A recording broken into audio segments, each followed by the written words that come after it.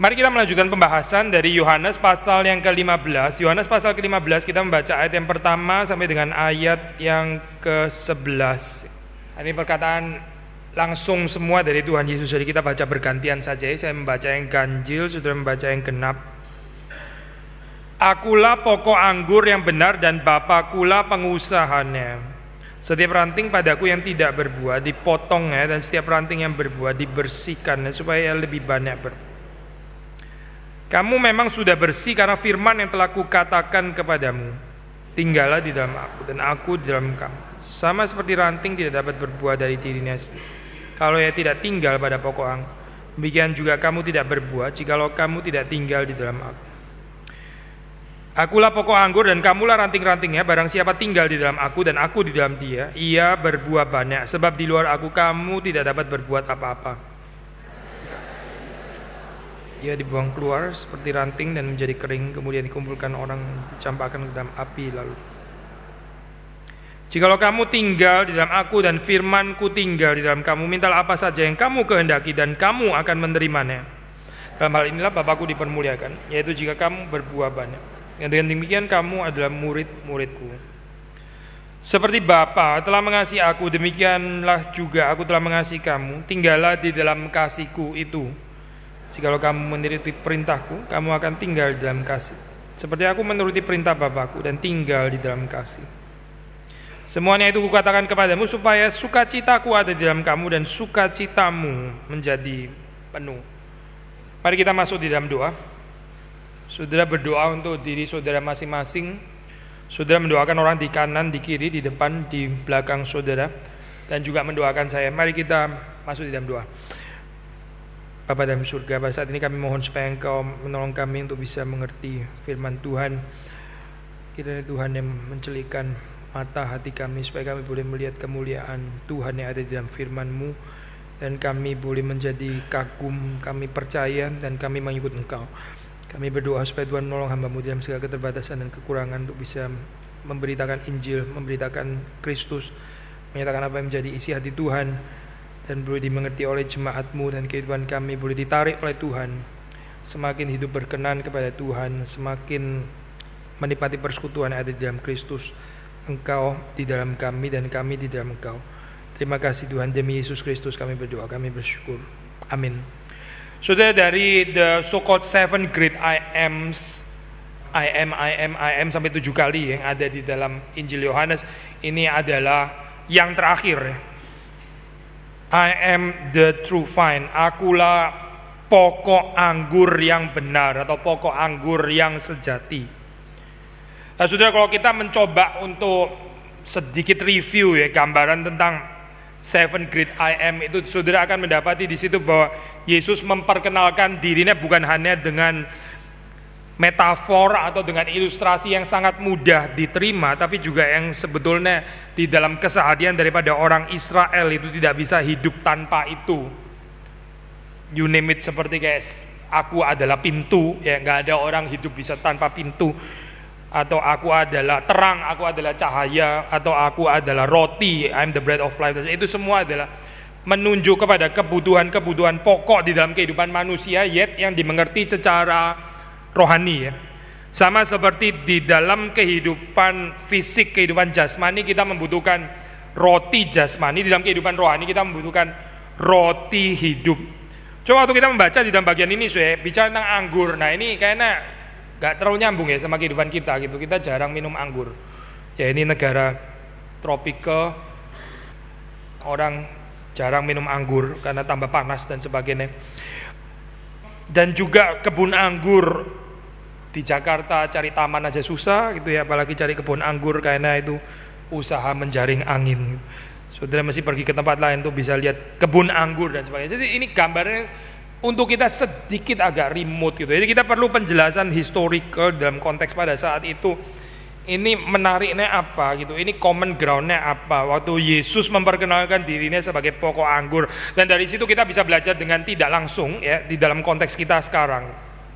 Ada dua pendekatan saya, kita bisa pakai dua approach ya. Satu pakai approach criticism history of religion, yaitu ini yang sebetulnya revival gambaran ini agak sudah sedikit lewat ya, tapi di dalam zamannya Bultmann di dalam zamannya Karl Barth dan sebagainya itu very popular gitu. Bultmann misalnya dia menafsir ini, dia mengaitkan gambaran Yesus memperkenalkan dirinya sebagai true vine, ya Bapa adalah pengusaha, itu sangat mirip dengan yang ada di dalam latar belakang gnostik literatur ya. Misalnya di dalam literatur Mandean itu ada kalimat seperti ini, kalimat saya kutip saja ya.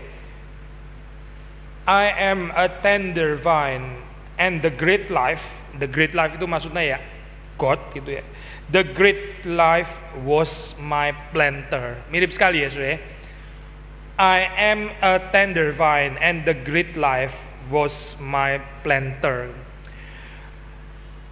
Ya di dalam perkembangan research pada zaman itu ya, again sudah agak lewat sekarang saya. Dulu apa di dalam zaman liberalisme klasik itu orang terus mulai mencurigai bagian ini. Ini cuma fotokopi dari literatur gnostik gitu ya. Kayaknya Yesus nggak pernah ngomong lah kalimat ini dan seterusnya. Pandangan orang liberal gitu. Tapi di dalam belakangan ini kita menafsir secara lebih positif, tetap menggunakan tool yang sama. Maksudnya begini keindahannya adalah waktu ini dikatakan ada kemiripan dengan literatur gnostik. Maksudnya ini message adalah satu message misiologis gitu, yang diberitakan di dalam kitab gnostik itu ya, itu mitos gitu, itu nggak ada kenyataannya. Tapi waktu Yesus di sini memperkenalkan diri sebagai akulah pokok anggur yang benar, Bapakulah pengusaha. Nah inilah yang sejati gitu.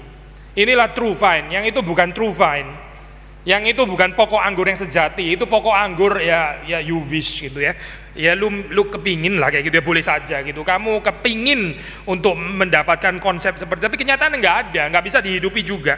Kita sudah pernah membahas di dalam pendekatan yang kurang lebih sama ya, waktu kita bahas tentang perjamuan di Kana, itu air dirubah menjadi anggur. Kan sangat dekat dengan mitos Dionysios juga ya. Dionysios dipercaya juga menghadirkan anggur. Anggur itu di dalam kepercayaan itu berarti memberikan sukacita di dalam kehidupan. Nah, Dionysios itu menyediakan anggur, berarti memberikan sukacita. Tapi ya itu mitos, itu nggak ada kenyataannya. Itu cuma ya cerita angan-angan. Yesus itu true Dionysios, dia adalah Dionysios yang sesungguhnya. Dia merubah air menjadi anggur. Dialah pemberi sukacita yang sejati. Bukan Dionysios, karena Dionysios cuma mitos, tapi Yesus bukan mitos. Maksudnya di dalam pengertian yang sama, kita bisa menafsir kalimat ini, kalimat yang sangat ada kemiripan dengan Mandean literatur. Di situ waktu Yesus mengatakan, akulah pokok anggur yang benar, Bapakulah pengusahanya. Nah ini pembaca Injil Yohanes yang non Yahudi akan sangat tertarik dengan konsep ini, karena mereka tahu ada literatur yang mirip ya. Tapi yang mereka cuma baca itu sebagai novel dongeng, tapi yang nggak bisa dihidupi. Nah di sini Yohanes memperkenalkan ini loh, true vine yang sejati. Itu sebetulnya adalah Yesus. Nah sudah kita di dalam kehidupan modern ya, kita perlu cari jembatan-jembatan seperti ini ya, yang dicari manusia di dalam kehidupan sehari-hari itu apa gitu. Dan itu sebetulnya hanya didapati di dalam Yesus. Yesus itu adalah logos yang berinkarnasi, bukan logos yang ngawang-ngawang di atas gitu ya, yang abstrak, yang nggak berpribadi, yang kita nggak bisa berelasi dengannya, ya yang remain a beautiful concept, ya beautiful idea, tapi nggak pernah bisa kita hidupi. Itu bukan logos yang ada di dalam Alkitab. Logos atau firman yang ada di dalam Alkitab itu menjadi daging, menjadi daging. Menjadi daging secara historis, objectively menjadi daging. Hopefully juga menjadi daging di dalam kehidupan kita ya. Hopefully dia juga berinkarnasi di dalam loh hati kita, dia betul-betul hidup di sana dan nggak remain a beautiful idea, abstract idea, concept or whatever. Itu nggak menarik. Saya membicarakan kekristenan di dalam pengertian seperti ini sangat nggak menarik karena nggak ada kehidupan yang diubahkan akhirnya. Jadi sekali lagi pembaca non Yahudi akan mengerti ayat-ayat ini karena mereka punya pemahaman juga di dalam literatur yang ada di sekitar ya, khususnya di dalam gnostik literatur itu tadi gitu. Mereka akan dipersuade untuk percaya kepada Yesus Kristus, pokok anggur yang benar, yang sejati. Lalu bagaimana dengan pembaca Yahudi? Pembaca Yahudi juga akan di-address, akan disapa juga melalui ayat-ayat ini. Karena di dalam perjanjian lama kalau sudah baca gambaran Israel sebagai kebun anggur atau sebagai anggur, ya, orang Israel sebagai anggur, pokok anggur, kebun anggur, itu common. Yahweh itu adalah pemilik kebun anggur. Lalu waktu dia berjalan-jalan di kebunnya ya, itu dia mengharapkan dia bisa memetik buah. lalu bisa menikmati Israel. Ini konsep yang penting ya, kehidupan kita kalau bertumbuh di dalam Tuhan, kita akan berpikir seperti ini ya. Hidup saya ini ada buah yang dihasilkan yang bisa dinikmati oleh Tuhan atau tidak. Kalau kita bertumbuh ya kehidupan kita ya. Kalau kita nggak bertumbuh atau bahkan nggak mengenal Tuhan ya, kita bawaannya itu adalah bagaimana saya menikmati, bagaimana saya menikmati orang lain, bagaimana saya menikmati berkat Tuhan ya. Mending menikmati Tuhan, saya menikmati berkat Tuhan. Bagaimana saya memiliki kenikmatan di dalam hidup ini, karena hidup kalau nggak menikmati apa artinya? Nggak sepenuhnya salah sih, itu memang kehidupan kalau nggak ada kenikmatan ya sengsara ya. Kita perlu kenikmatan di dalam kehidupan ini. To be human is to enjoy. Nggak salah juga kalimat itu, tapi sekali lagi ya, kita perlu bertumbuh. Orang yang dewasa itu bukan terus berpikir bagaimana dia menikmati, tapi apakah kehidupannya itu bisa dinikmati atau tidak. Di dalam pernikahan misalnya, kalau kita berpikir bagaimana saya menikmati pasangan saya, gitu ya, ini menikmati itu bisa cenderung manipulatif ya. Tapi dia nggak sadar kehidupan dia sendiri itu bisa dinikmati nggak oleh pasangannya, atau dia itu bisa dinikmati nggak kehidupannya oleh pasangannya. Atau saudara sebagai orang tua, saudara cuma mau menikmati lucunya anak gitu ya. Lucunya anak memang sangat bisa dinikmati gitu. Tapi kalau dia mulai berak-berak, nah inilah mulai apa nih mau dinikmati kayak begini kan ya. Kalau kita cuma mau menikmati, tapi kita nggak memberi diri kita untuk dinikmati. Waktu orang pergi ke gereja juga bisa motivasi seperti ini, dia cuma mau menikmati, mungkin juga bahkan menikmati firman itu, menikmati berkat Tuhan, menikmati pembahasan firman Tuhan. Mungkin nggak harus salah, tapi saudara sendiri bisa dinikmati nggak di dalam gereja ini? Tuhan bisa menikmati saudara nggak di gereja ini? Atau di dalam kehidupan keluarga saudara, Tuhan bisa menikmati? Atau jangan-jangan Tuhan seperti jemaat Laodikia, saya kepingin muntahkan kamu, karena kamu ini nggak panas juga enggak, dingin juga enggak, bikin orang mual gitu, bikin orang muak, disgusted, sampai Tuhan tuh pingin muntah gitu. Ini kalimat kasar gitu ya, tapi ini kalimat Alkitab, saya bukan menemukan sendiri, ini konsep di dalam Alkitab. Tuhan itu disgusted dengan orang yang nggak bisa dinikmati kehidupannya oleh Tuhan itu. Maka waktu kita membaca di dalam bagian ini ya, ini bukan satu gambaran romantis, sentimental, pokok anggur dan sebagainya. Wah, Switzerland, Bordeaux, Prancis, ya saya perlu liburan lah kayak ini. Jakarta isinya beton semua. Kapan saya liburan ke sana? Terus kita mulai masuk ke dalam imajinasi romantik gitu ya, berjalan-jalan di tengah-tengah kebun anggur dan sebagainya. Di dalam cerita ini ada penghakiman ya. Ini adalah cerita penghakiman juga. Maksudnya waktu Yahweh berjalan-jalan di Israel sebagai kebun anggur, lalu dia nggak mendapati buah. Ini kok nggak ada buah ya? Atau ada buah waktu dinikmati, ini bantat ya, nggak ada airnya. Atau asam, kan seharusnya manis. Kenapa kok rasanya seperti ini? Gitu. Padahal Israel itu diberikan pupuk, diberikan nourishment, diberikan segala sesuatu itu berkecukupan. Anugerah Tuhan itu sama sekali tidak kurang bagi Israel. Tapi kok nggak ada buah? Ini ada sesuatu yang salah di sini. Problem di dalam kekristenan juga sama ya, kalau kita melihat dalam hal ini itu. Tidak banyak berbuah, sementara Yesus menyebut dirinya sebagai pokok anggur. Dia berbuah dan kehidupan itu bisa dinikmati oleh Bapa.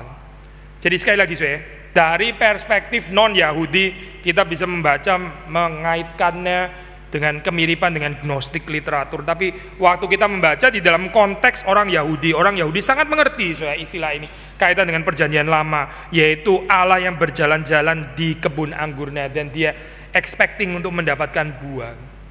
Tadi saya bilang orang yang dewasa itu dia berpikir bukan bagaimana dia menikmati, tapi bagaimana dia pikir hidupnya itu bisa dinikmati oleh Tuhan, dinikmati oleh sesama, dinikmati oleh yang lain. Saudara mungkin berpikir, lah Tuhan sendiri gimana? Dia juga mau menikmati.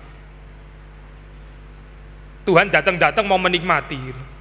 Katanya kita yang dewasa suruh berpikir bagaimana dinikmati. Lah Tuhan sendiri datang-datang expect dia mau menikmati. Kalau gini ya untuk apa percaya pada Tuhan? Tuhan sendiri juga kind of egois gitu ya misalnya.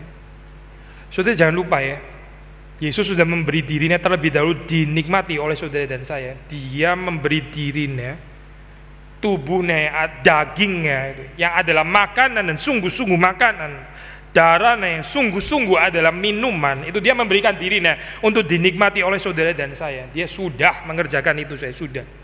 Allah itu memberi dirinya dinikmati oleh Israel. It's just correct, kalau di dalam covenantal relationship Allah juga menantikan bagaimana Israel juga bisa dinikmati oleh Allah. Ini saling memberi diri untuk bisa dinikmati. Allah memberi dirinya untuk dinikmati oleh Israel. Israel juga perlu memberi dirinya untuk dinikmati oleh Allah, dan gak bisa berpikir hanya sepihak. Orang yang berpikir secara sepihak itu orang yang gak bertumbuh di dalam kehidupannya. Sekali lagi ya, orang yang berpikir cuma sepihak itu orang yang tidak bertumbuh di dalam kehidupannya. Waktu di sini dikatakan akulah pokok anggur yang benar, saya mau menekankan istilah yang benar. I am the true vine. Berarti vine semua yang lain itu gak benar.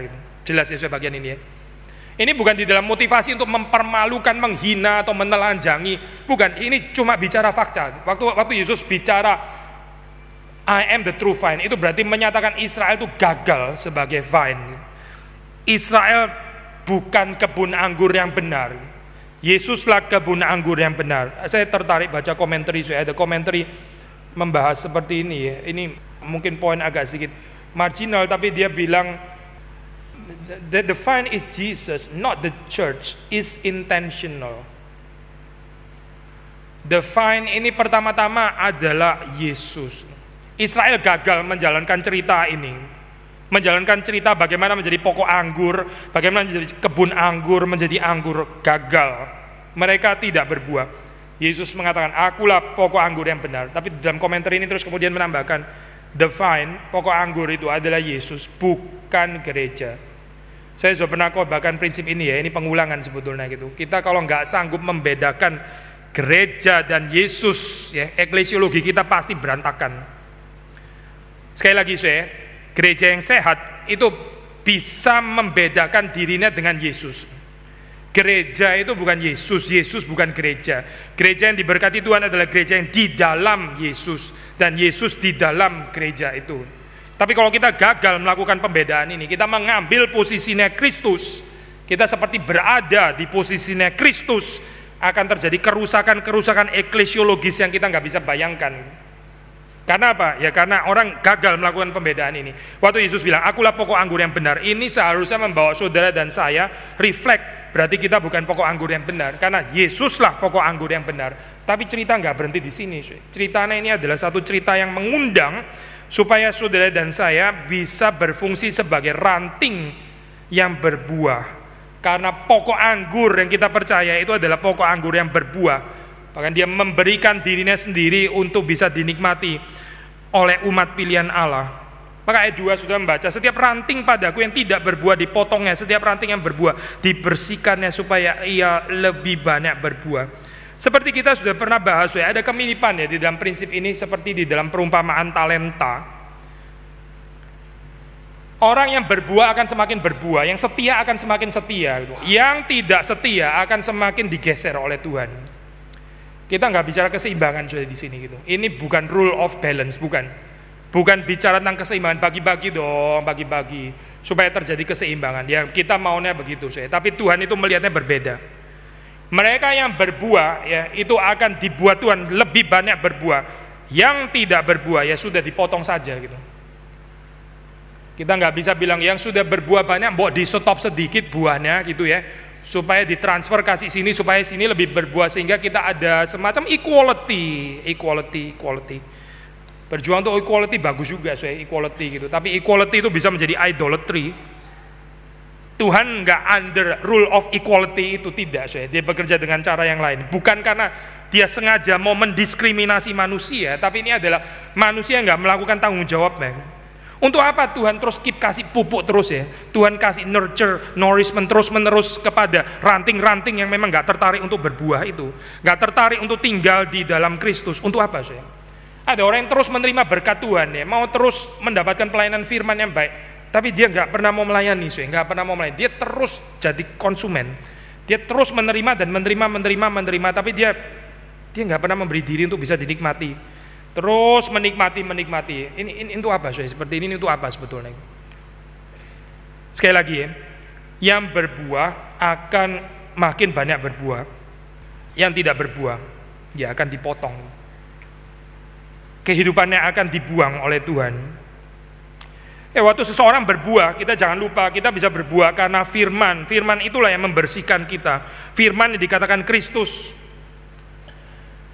Sebetulnya saya gambaran berbuah ini ya, sederhana gitu, seperti kita membaca di dalam Mazmur 1 ya. Mazmur 1 kalau saudara baca, kita ingat ya, itu ada orang fasik, ada orang benar ya. Orang benar itu kehidupannya prosper, berbuah, menghasilkan buah pada musimnya. Kenapa? Karena dia tinggal di tepi aliran air. As simple as that. Tinggal di tepi aliran air maka berbuah. Kalau nggak berbuah berarti apa sih? Berarti tidak tinggal di tepi aliran air. Alkitab nggak membicarakan sudah tinggal di tepi aliran air, tapi apa boleh buat airnya nggak bisa mengalir sampai ke situ, akarnya kurang panjang lah apa, dan akhirnya for some reasons akhirnya tidak berbuah juga. Nggak ada komplikasi kayak begitu saya di dalam pembicaraan firman Tuhan. Pembicaraan firman Tuhan sangat simpel. Yang berbuah karena dia tinggal di tepi aliran air. Yang tidak berbuah berarti dia nggak tinggal di tepi aliran air. As simple as that. Kalau kita mendapati kehidupan kita tidak atau kurang berbuah, itu cuma menyatakan satu hal. Kita kurang tinggal di dalam Kristus. Kita kurang tinggal di dalam firman. Dan di sini kalau sudah membaca dalam ayat ketiga, memang ada sudah ya, ada sudah. Ini bagian yang already. Kamu memang sudah bersih karena firman yang telah kukatakan kepadamu. Tapi sudah saja itu nggak cukup kalau di dalam Alkitab ya. Tinggallah di dalam aku dan aku di dalam kamu. Ini ajaan terus menerus untuk tetap tinggal, tetap tinggal. Nggak bisa cuma sudah bersih, sudah diselamatkan, sudah lahir baru dan sebagainya. Kita bisa bicara sudah, itu memang sudah. Tetapi di sini ayat keempat membicarakan tentang tinggal terus menerus di dalam Tuhan ya. Nah ini saya perlu konsistensi ya, perseverance of the saint, ketekunan ya, kesetiaan dan sebagainya. Kita nggak bisa menghibur diri dengan mengatakan saya adalah orang pilihan dan Tuhan sudah memilih saya dan saya toh sudah lahir baru, saya sudah diselamatkan. Ya memang mungkin saudara sudah diselamatkan, tapi undangan untuk tetap tinggal di dalam Kristus ini saya. Kekristenan itu adalah kesetiaan. Kekristenan itu bukan cuma masalah sudah diselamatkan, tapi bagaimana kita tetap tinggal di dalam kasih karunia, tinggal di dalam firman, tinggal di dalam Kristus. Kalau kita enggak memelihara diri kita tetap tinggal di dalam Kristus ya, kita bisa kering, kita bisa kering.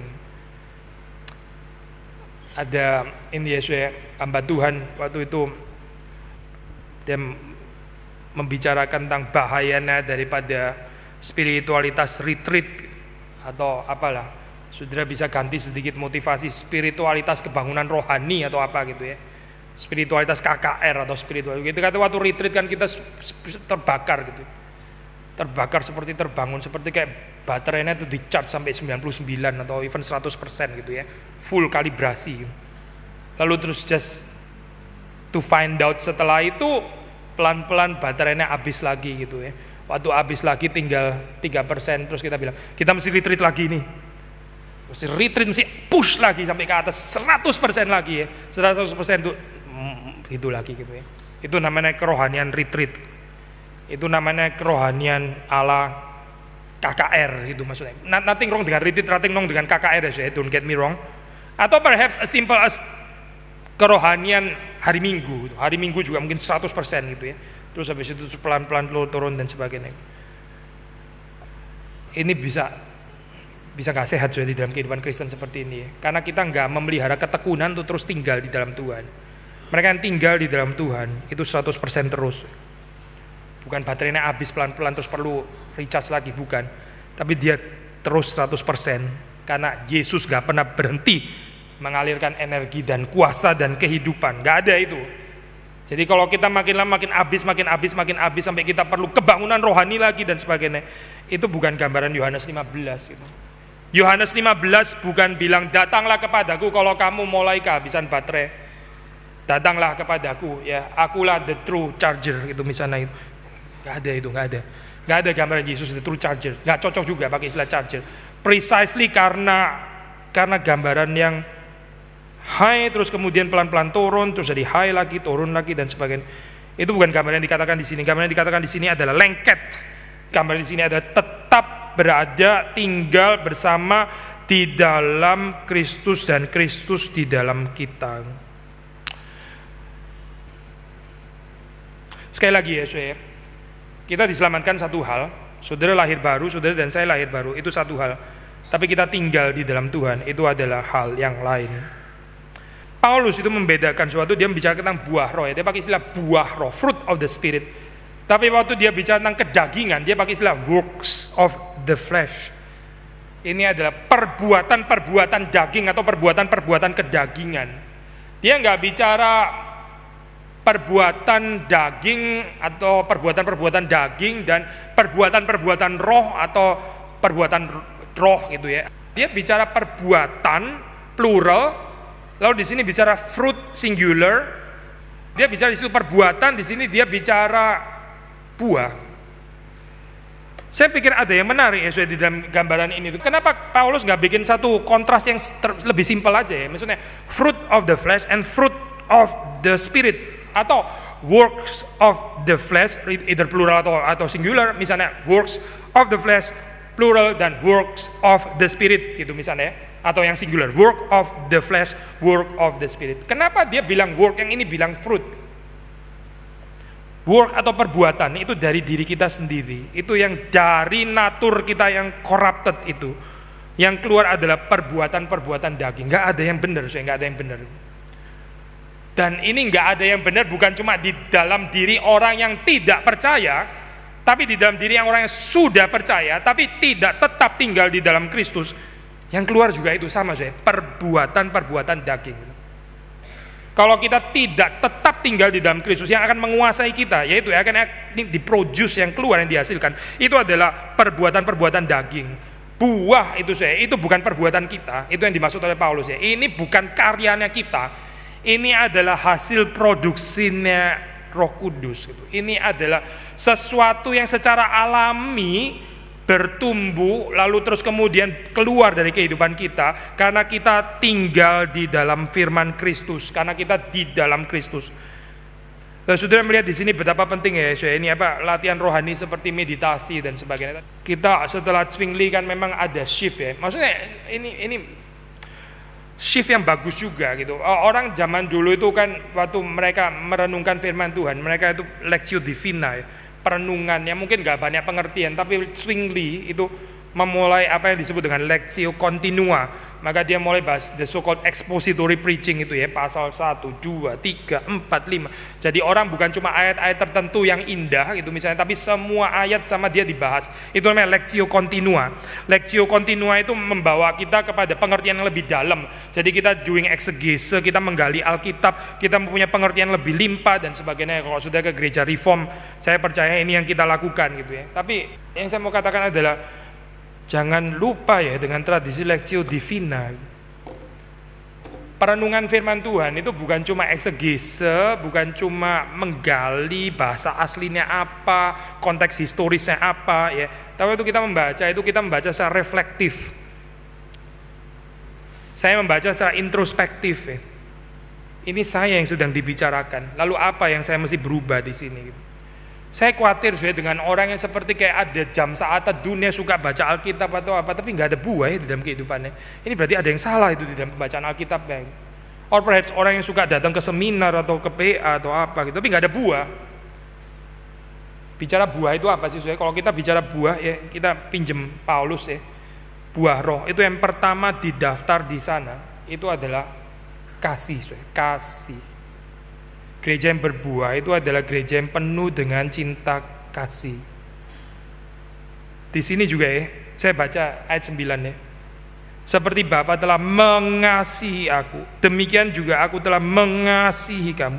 Tinggallah di dalam kasihku itu. Jikalau kamu menuruti perintahku, kamu akan tinggal di dalam kasihku, seperti aku menuruti perintah Bapakku dan tinggal di dalam kasihnya. Sudah gak bisa lebih jelas lagi ya saya bagian ini ya. In total agreement ya, Paulus, Yohanes, dan juga penulis-penulis yang lain kita percaya, Yesus. Buah itu apa sih? Buah ini bicara tentang kasih. Maka kita bisa bicara tinggal di dalam Yesus. Itu identik dengan tinggal di dalam firman-Nya dan tinggal di dalam kasih ilahi. Sama sih ini pengertian ini.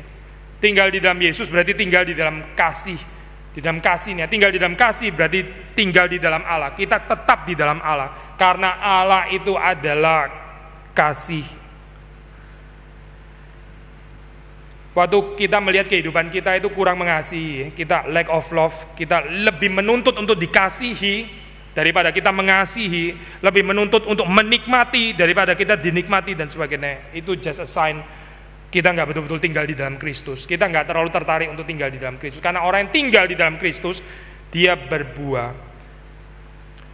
Seperti di dalam Mazmur 1 itu, saya. Orang yang tinggal di pohon yang tinggal di tepi aliran air, dia itu menghasilkan buah pada musimnya. Itu almost, saya nggak mau pakai istilah otomatis ya, tapi almost otomatis itu. Otomatis yang tanda kutip.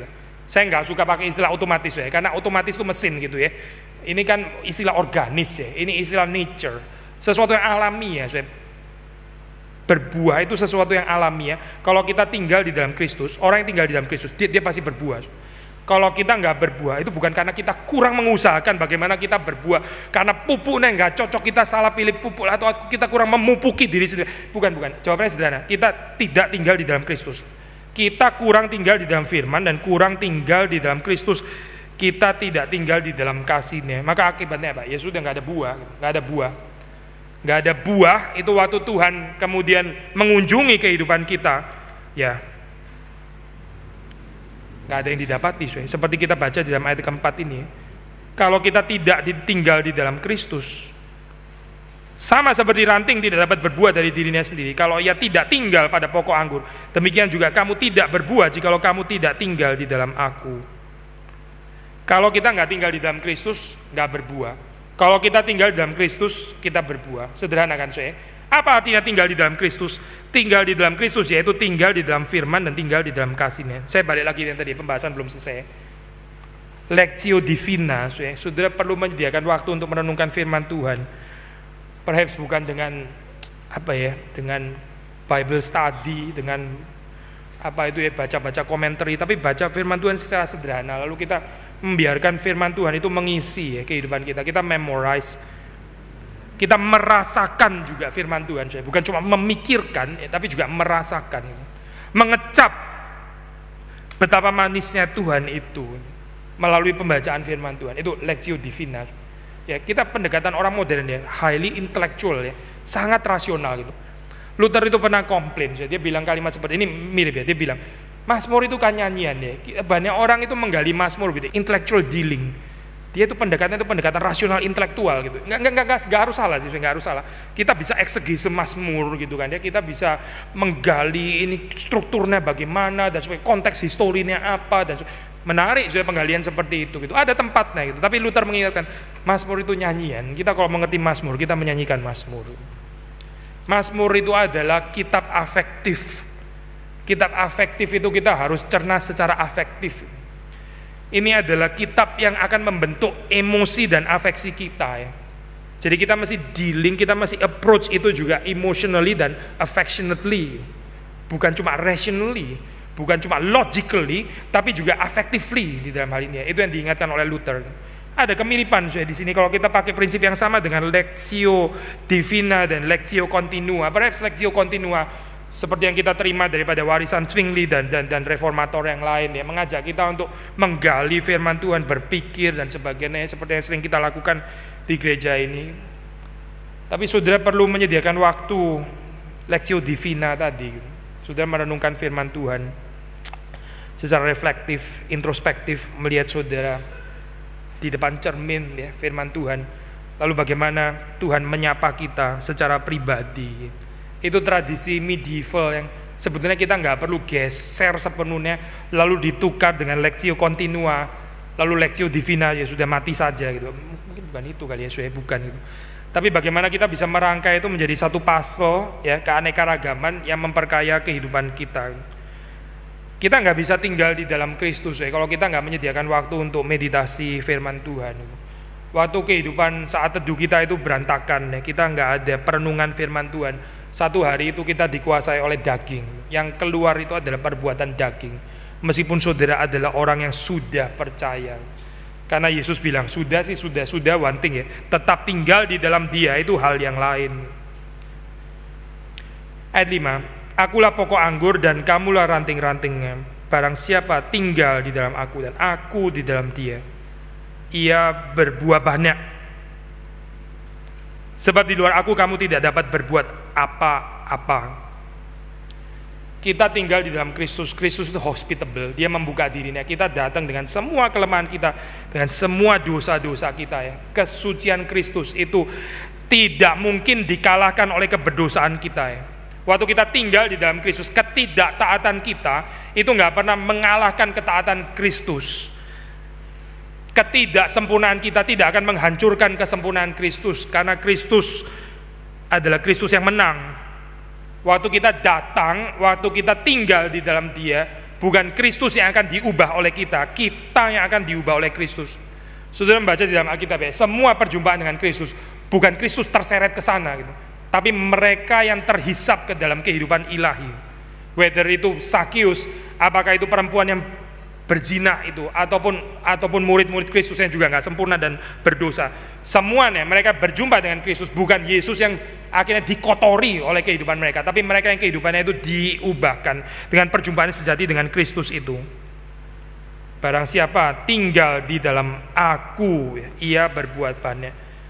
Tinggal di dalam Kristus, Kristus di dalam kita. Waktu kita tinggal di dalam Kristus, kita membawa dosa-dosa kita ya, dan dia menanggungnya di atas kayu salib. Dia menang atas kuasa dosa itu, dia bangkit. Kristus tinggal di dalam kita ya. Dia tinggal di dalam firman-Nya dan di dalam kasih-Nya. Kita tinggal di dalam Kristus, kita membawa kematian kita. Kristus tinggal di dalam kita, dia membawa kehidupannya. Dia membawa sukacita yang sejati, dia membawa kehidupan ilahi yang diberikan kepada saudara dan saya. Kalau kita tidak tinggal di dalam Dia, kalau kita menolak untuk tinggal di dalam Kristus, Alkitab mengatakan kita tidak dapat berbuat apa-apa. Atau dalam bahasa Inggris, we can do nothing. Nothing. Alkitab nggak bilang kalau kamu tidak tinggal di dalam Kristus, kamu nggak maksimal, kamu kurang efektif, kamu nggak ada sense of fulfillment yang puncak. Ini nggak bicara self aktualisasi atau self fulfillment atau bicara tentang self yang lain. Ini bicara nothing atau everything. Tinggal di dalam Kristus, kita mendapatkan segala sesuatu. Nggak mau tinggal di dalam Kristus, ya sudah berarti nothing. Ini nggak bicara ada sesuatu sih, tapi kurang sempurna. Enggak bicara itu. Nothing itu zero maksudnya. Perbuatan daging yang kita hasilkan itu ya, semua produktivitas kita, karena di dunia ini ada Injil lain ya, Injil produktivitas namanya. Semua produktivitas yang di luar Kristus itu di hadapan Tuhan nothing yaitu nothing saya, itu kosong sebetulnya gitu. Tapi dunia ini melihat seperti kayak, wah sibuk sekali gitu ya, susah sekali janjian dengan kamu. Nothing yaitu nothing, kosong itu. Di luar Kristus tidak ada apa-apa. Menghasilkan nothing itu one thing ya, it's a one thing to produce nothing. Tapi terus kemudian kita diseret masuk ke dalam nothingness. Nah ini persoalan yang lain lagi. Bukan saja kita ini menghasilkan nothing, tapi juga akhirnya nothingness itu ya, kehampaan, emptiness, kekosongan. Itu menguasai kehidupan manusia. Waktu manusia nggak mau tinggal di dalam Kristus, itu jiwanya terus-menerus gelisah. Dan sekali lagi di dalam dunia ini banyak Injilnya. Ada Injil game, ya, ada Injil pijat refleksi, ada Injil pergi ke pantai dan mancing, ada Injil traveling, ada Injil kalau di Kelapa Gading perhaps culinary experience dari A sampai Z. Itu juga semacam Injil perhaps. Di dunia ini ada banyak Injil yang menjanjikan semacam peristirahatan, seperti kayak mengisi nothingness itu dengan something yang sebetulnya tetap nothing sebenarnya. Manusia nggak akan pernah memperoleh itu, karena Alkitab mengatakan barang siapa tidak tinggal di dalam aku, dia tidak dapat berbuat apa-apa. Nothingness will follow you. Kekosongan, kehampaan ya akan mengikuti engkau. Inilah Injil yang ditawarkan oleh dunia. Atau kita percaya kepada Kristus, kita dibersihkan oleh firman, dan kita tetap tinggal di dalam Dia, kita berbuah banyak. Orang itu bahagia ya, kehidupannya itu kalau dia menerima, terus kemudian itu ada apa ini namanya, ada saluran yang benar untuk keluar gitu ya, karena dia berbuah. Sudah pernah jerawatan nggak? Jerawat pernah ya, jerawat. Itu saluran keluar yang nggak enak ya gitu ya. Saudara terima sesuatu tapi keluarnya dalam bentuk jerawat gitu misalnya. Itu semacam buah juga itu. Itu bukan buah, itu perbuatan daging namanya. itu setengah mati ya kita bersihin, nggak menarik sama sekali. Orang lain lihatnya juga jijik gitu. Ya itulah yang terjadi dalam kehidupan manusia ya. Kalau buah yang dikeluarkan itu bukan fruit of the spirit, yang keluar itu bukan buah roh, nggak bisa dinikmati oleh siapapun. Tuhan nggak bisa menikmati, manusia pun juga nggak bisa. Jangan-jangan anjing kita di rumah juga nggak bisa menikmati juga, karena terlalu jorok dan terlalu kotor gitu. Seperti kayak mirip jerawat gitu ya. Yang orang itu sebetulnya jijik itu. Saya tahu di jemaat ada orang suka nonton acara ya, jerawat yang dikeluarin gitu. Saudara nonton nggak itu acara? Saya nggak pernah ya, saya kurang tertarik acara itu. Tapi saya tahu ada jemaat suka nonton jerawat yang dikeluarin gitu. Itu karena kita rasa lego gitu ya, rasa wah ini yang kotor bisa dikeluarin gitu. Mungkin perlu ada acara untuk bagaimana menghasilkan buah yang benar ya, bukan cuma yang kotor dikeluarin itu one thing gitu ya. Yang kotor dikeluarin oke lah, memang itu sesuatu yang pelepasan gitu ya. Tapi nggak cukup hanya dengan itu, harusnya itu bukan keluar jadi jerawat, tapi bagaimana itu keluar jadi fruit of the spirit, karena kita menerimanya dari Tuhan. Kalau kita tidak tetap tinggal di dalam Tuhan, yang terjadi adalah kita nggak bisa berbuat apa-apa. Bukan nggak berbuat apa-apa sama sekali ya, tapi di hadapan Tuhan meskipun kita dipenuhi dengan berbagai macam produktivitas, berbagai macam produk ya, di hadapan Tuhan itu cuma nothing, nggak ada artinya. Tuhan nggak bisa menikmati. Saya tertarik sudah dengan tafsiran John Owen. Dia bicara tentang ini ya, very mystical tafsiran. Waktu dia bicara Yesus mengetuk, dia berdiri di muka pintu dan mengetuk ya. Barang siapa mendengarkan suaraku, dia membukakan pintu, aku akan datang masuk dan makan bersama dengan dia. Lalu John Owen, Yesus makan apa sih itu? Yang dinikmati Yesus itu adalah fruit of the spirit. Waktu Yesus masuk itu ya, dia menikmati makanan. Makanan apa itu? Dia menikmati fruit of the spirit. Dia menikmati buah roh di dalam kehidupan kita. Wah, luar biasa bagus ya, saudara.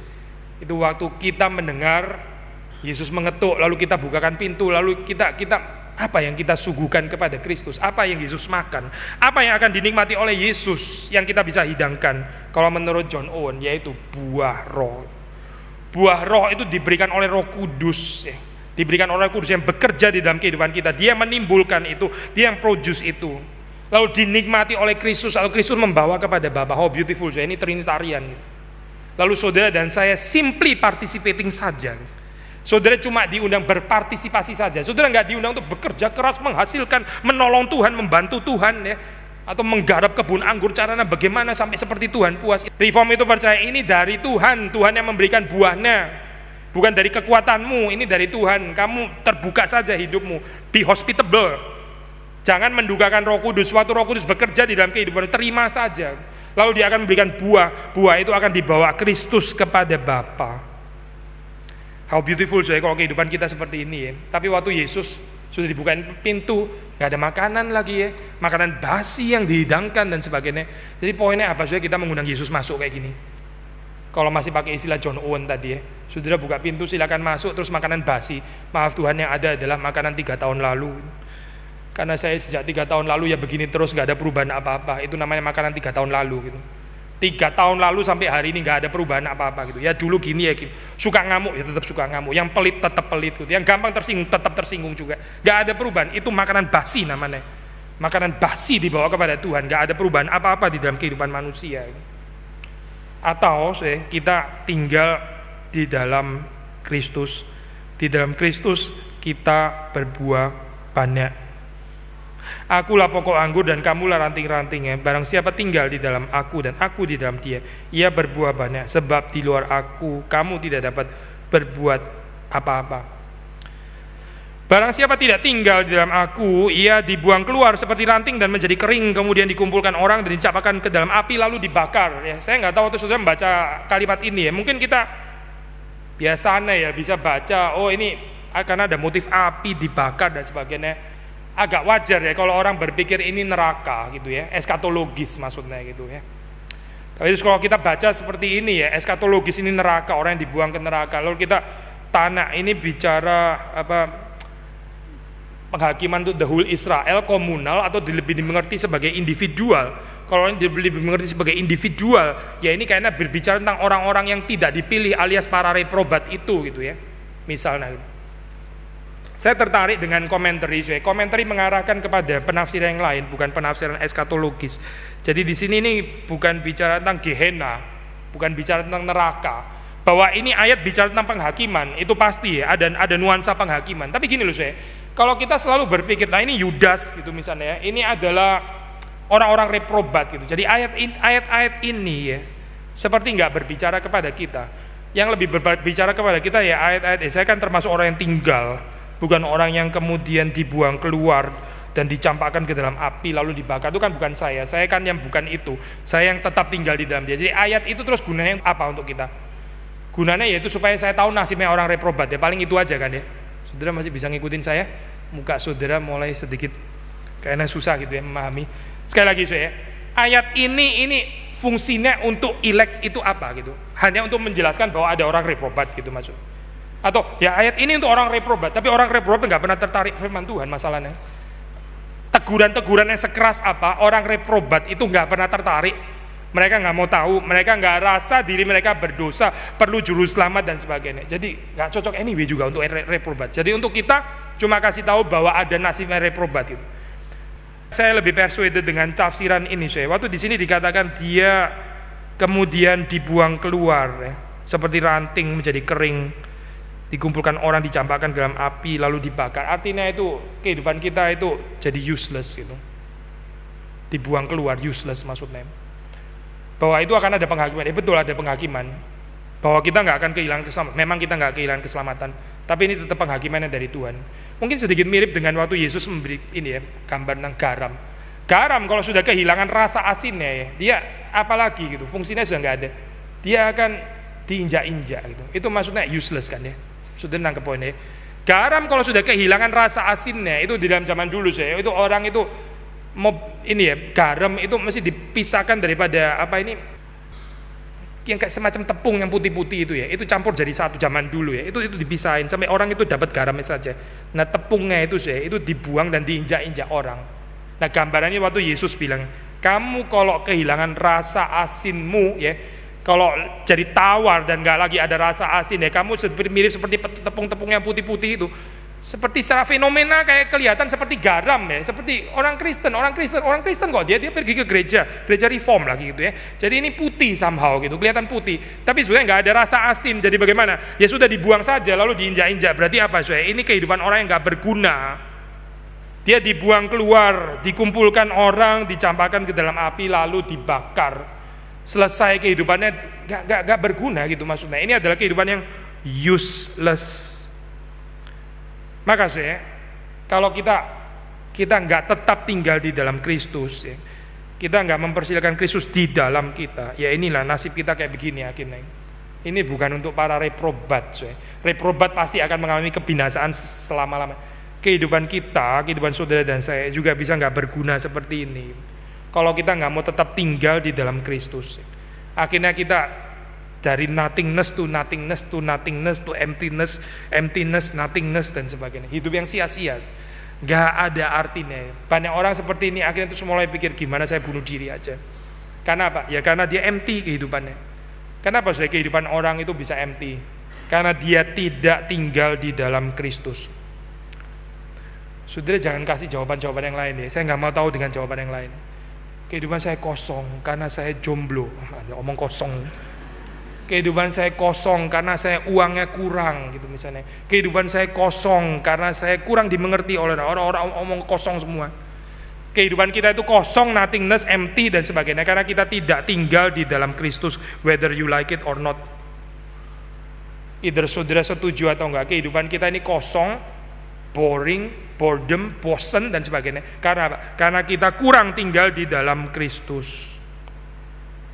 Jikalau kamu tinggal di dalam aku dan firmanku tinggal di dalam kamu, mintalah apa saja yang kamu kehendaki dan kamu akan menerimanya. Saudara perhatikan ya, kekristenan itu antidepresan, antidepresan.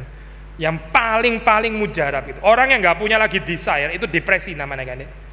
Saudara jangan tertipu dengan gambaran seperti kayak kekristenan ya, ajaran seperti kayak dekat kepada Alkitab, tapi membawa kita kepada orang-orang yang desireless, yang nggak punya keinginan, yang jarang berdoa, yang takut punya kehendak dan sebagainya. Karena ketakutan nanti kalau berlawanan dengan kehendak Tuhan bagaimana? Saya baca ya ayat ini dengan penekanan. Jikalau kamu tinggal di dalam aku dan firmanku tinggal di dalam kamu, mintalah apa saja yang kamu kehendaki, bukan yang aku kehendaki, bukan loh. Yesus nggak bilang yang aku kehendaki, yang kamu kehendaki. Mintalah apa saja yang kamu kehendaki dan kamu akan menerimanya. Mana ada agama seperti ini ya, yang membawa kehendak manusia sampai kepada pemenuhan yang seperti ini. Kamu minta apa saja, kamu kepingin apa saja, kamu silakan minta dan kamu pasti akan menerimanya. Saudara bingung, ini pendeta apa sih, ini reform atau bukan sih, ini khotbah kayak gini gitu ya. Ini reform saya, ini Alkitab, bagaimana bisa nggak reform saya khotbah ini ayat 7 kok, ayat 7 dari 15. Yang nggak reform itu adalah orang yang setelah mengenal kedaulatan Allah, mengenal firman, mengenal doktrin yang benar, jadi malas punya keinginan gitu. Itu pikiran jahat gitu. Itu pikiran yang jahat gitu. Seperti kayak Tuhan itu nggak suka kita happy, nggak suka kita bahagia. Seperti Tuhan mau mematikan ya keinginan kita sampai kita jadi desireless, nggak ada keinginan apa-apa, terus berhenti jadi patung begini misalnya ya, dan sebagainya. Itu kekristenan. Itu bukan kekristenan. Itu ideologi dan kepercayaan lain. Kekristenan nggak mengajar seperti itu. Kita bukan dimatikan keinginan kita bukan ditiadakan kehendaknya, despite kita bicara tentang self denial dan sebagainya ya. Tapi kita diarahkan keinginan kita, diarahkan. Kita bukan menjadi orang yang desireless, tapi full of holy desire. Kutipan Agustinus ya, yang saya sudah pernah bilang ya, love God and do whatever you want to do. Love your God, kasihilah Tuhan Allahmu, setelah itu lakukanlah semua yang kamu mau. Apa saja yang kamu mau, silakan lakukan apa saja. Kekristenan itu kebebasan, bukan pengikatan, bukan itu, tapi kebebasan. Itu adalah undangan pesta, undangan berbahagia, despite ada lagu sekolah minggu, ada jalan lebar, jalan sempit. Betul juga, ada dasar firman Tuhan sih, jalan sempit. Kenapa sempit? With regard to the temptation of the world, with regard to ini ya Pak, keliaran liberalnya dunia ini, maka kekristenan itu seperti jalan sempit. Betul konsep itu betul, bukan konsep yang salah. Jalan yang lebar di dalam pengertian kamu mengikuti keinginan dunia, kamu akan binasa, dunia dan keinginannya akan lenyap. Ya, orang yang melakukan kehendak Tuhan akan hidup selama-lamanya. Betul. Ini jalan yang sempit. Tapi juga ada gambaran-gambaran yang lain, undangan ke pesta. Yesus itu adalah mempelai laki-laki, kita mempelai perempuan, lalu kita diajak untuk masuk kemana? Bukan ke kerja rodi, bukan, tapi ke banquet hall. Banquet hall, ini pesta, undangan pesta. Atau di dalam Mazmur 23 ya, dia membawaku ke padang rumput yang hijau. Needless to say, padang rumputnya pasti bukan cuma 2 cm ya ukurannya terus panjang gitu misalnya, tapi saya mesti hati-hati di padang rumputnya karena kanan kiri semua jurang. Padang rumput cuma 2 cm saja gitu, kayaknya bukan itu sih gambaran yang normal tentang padang rumput. Ini padang rumput di tengah padang gurun atau apa sebenarnya? Padang rumput itu padang rumput, sudah bisa pergi ke padang rumput. Ini gambar yang lega, gambar yang luas, seperti yang gambaran di sini ya. Mintalah apa saja yang kamu kehendaki dan kamu akan menerimanya. Tapi pinjam Agustinus, love your God. Cintailah Tuhan Allahmu, tinggallah di dalam Dia, firman-Nya di dalam kamu, lalu kamu minta apa saja. Kenapa Karena the direction of our heart, arah daripada hati kita itu sudah dibereskan. Maka semua keinginan ya, semua pekerjaan, semua pelayanan, semua apa yang kita lakukan itu dikuduskan bersama dengan arah hati yang dikuduskan itu. Kalau kita cuma produktif doang atau terlibat di dalam pekerjaan-pekerjaan religius ya, tapi kita nggak punya arah hati yang benar, apa gunanya itu? Itu perbuatan daging di hadapan Tuhan. Semua perbuatan yang keluar dari diri kita sendiri, yang bukan keluar daripada intimate relationship with Jesus, itu menghancurkan, itu destruktif, itu nggak akan memberkati siapapun juga. Itu disgusted di hadapan Tuhan, dan itu akan merusak dunia ini dan akan merusak sesama. Karena bukan lahir daripada persekutuan dengan Yesus Kristus. Tetapi kalau kita tinggal di dalam Kristus, kita bisa berkarya, kita bisa passionate di dalam berdoa. Saya mengingatkan sekali lagi poin klasik ini. Kita sudah pernah bahas kita sebagai orang yang percaya bisa mengerti firman Tuhan yang benar, kita mesti lebih bertekun di dalam doa, mesti punya roh yang menyala-nyala di dalam berdoa. Aneh ya kalau orang nggak punya doktrin yang benar, lebih persekutuan doanya lebih rame, terus kemudian waktu orang tahu doktrin kedaulatan Allah, persekutuan doa jadi sepi. Ini something is very wrong. Saya tanya kepada kita semua ya, termasuk saya tanya kepada diri saya sendiri gitu. Berapa banyak sih isi doa kita itu di isinya adalah prinsip kebenaran firman Tuhan. Saudara berdoa, Tuhan, tolong supaya saya ini bisa lebih tinggal di dalam Engkau dan Engkau di dalam aku. Tolong supaya hidup ini bukan dikuasai oleh perbuatan daging, karena dari kekuatanku sendiri, tapi roh-Mu yang tinggal di dalamku menghasilkan buah roh. Tolong supaya saya ada kasih, ada sukacita, ada damai sejahtera ya. Tolong supaya saya mengerti apa artinya miskin rohani di hadapan Engkau, supaya saya mengerti apa artinya memiliki kerajaan-Mu. Berikan kepadaku duka cita yang sejati, supaya saya mengerti apa artinya penghiburan. Berapa banyak doa kita diwarnai oleh kalimat-kalimat seperti ini. Kita lebih suka berdoa event ya, event tanggal 12.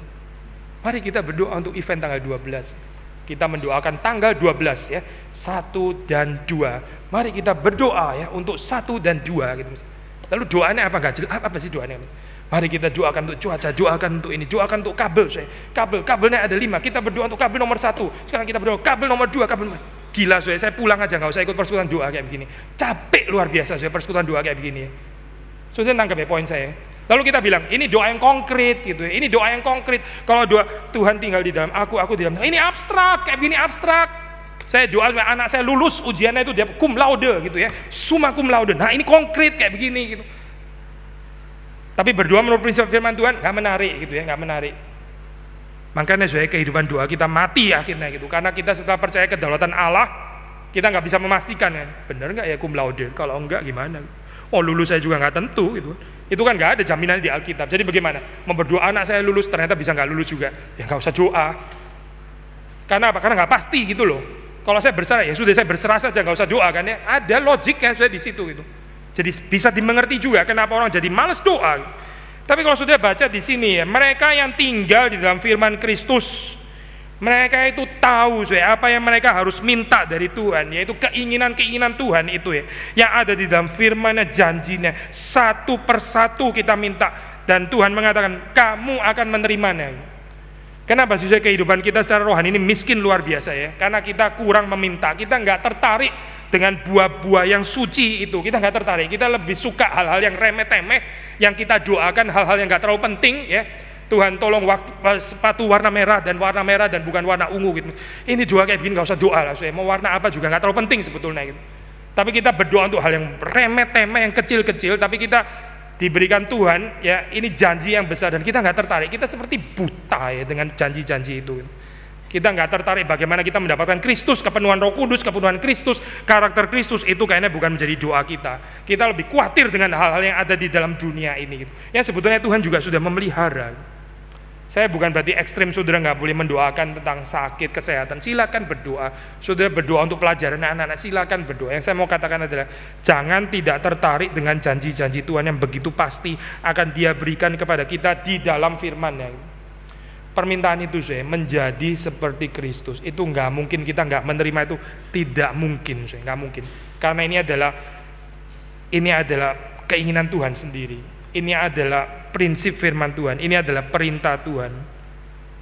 Jadi kalau kita bertumbuh di dalam kehidupan kita, keinginan kita itu akan makin lama itu makin dalam ya, bukan jadi desireless, bukan jadi orang gak kepingin apa-apa. Karena orang gak kepingin apa-apa itu namanya orang depresi.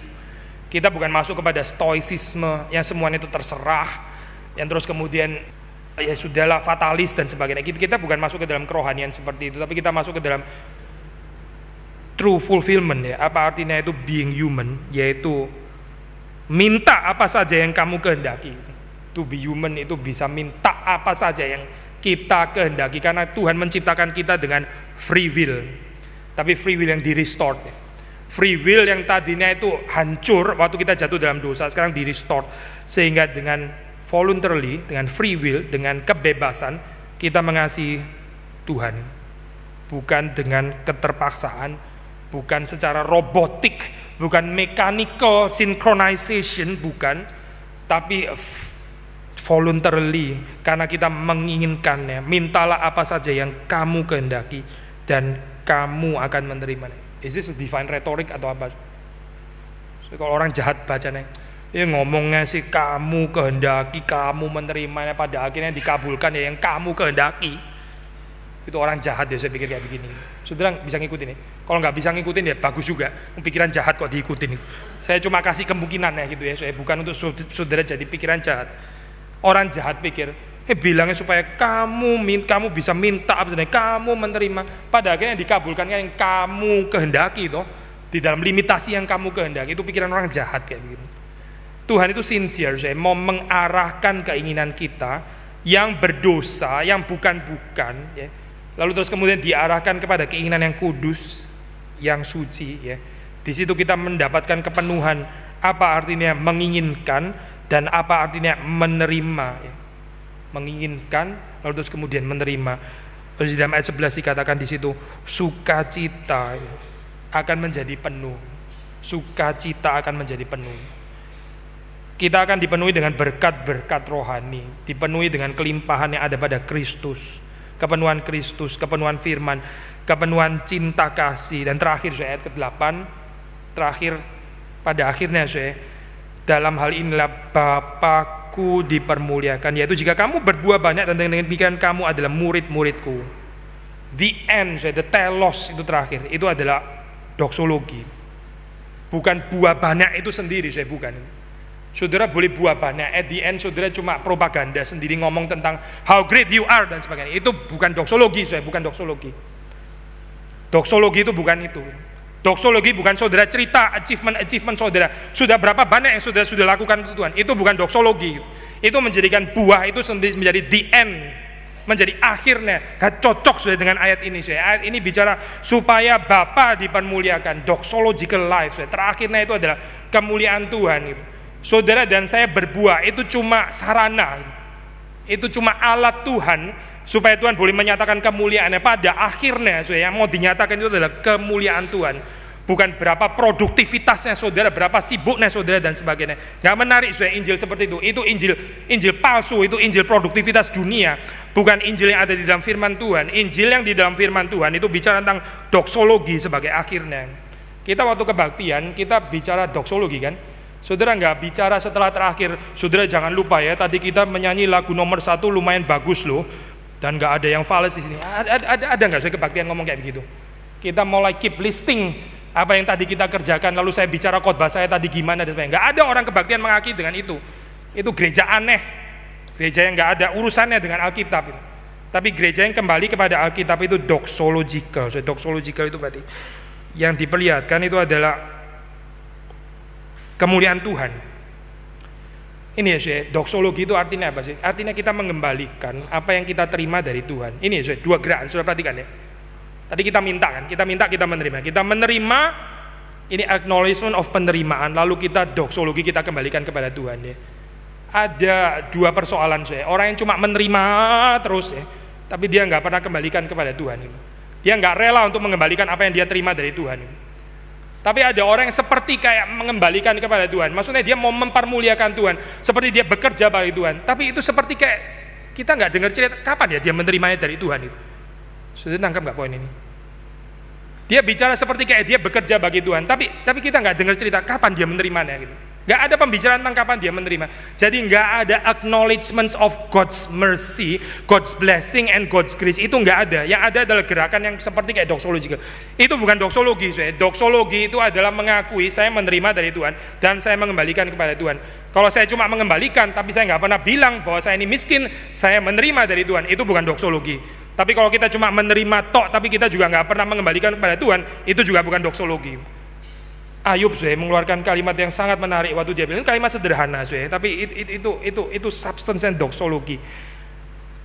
Tuhan yang memberi, Tuhan yang mengambil.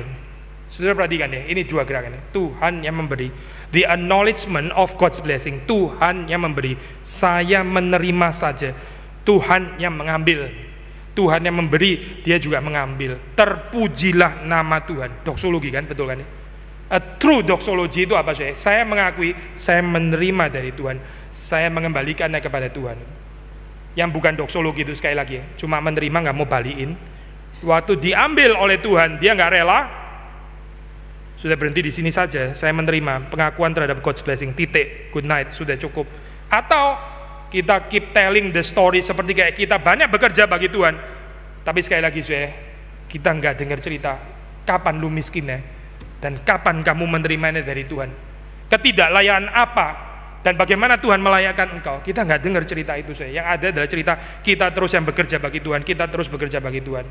Sekali lagi ayat ini diakhiri dengan doksologi sebagai bagian tinggal di dalam Kristus. Orang yang tinggal di dalam Kristus, dia tahu kehidupannya itu bukan dari dia sendiri, tapi dari Kristus yang bersama dengan dia. Pokok anggur itu, sehingga ranting-ranting itu boleh mendapatkan makanan rohani, dan pada akhirnya itu dikembalikan kepada Bapa. Kristus juga bukan menikmati bagi dirinya sendiri. Kristus mempersembahkan buah ini kepada Bapa. Dan inilah sukacita sejati kalau saudara dan saya boleh berpartisipasi di dalam kehidupan ilahi. Ini satu undangan yang sangat menarik Injil yang gak mungkin akan diberikan oleh dunia. Dunia itu menawarkan kekosongan, kepalsuan, pokok anggur, kemabukan yang sia-sia dan seterusnya. Tapi Kristus memberikan kepada kita kebahagiaan yang sejati. Kiranya Tuhan dipermuliakan. Mari kita masuk di dalam doa.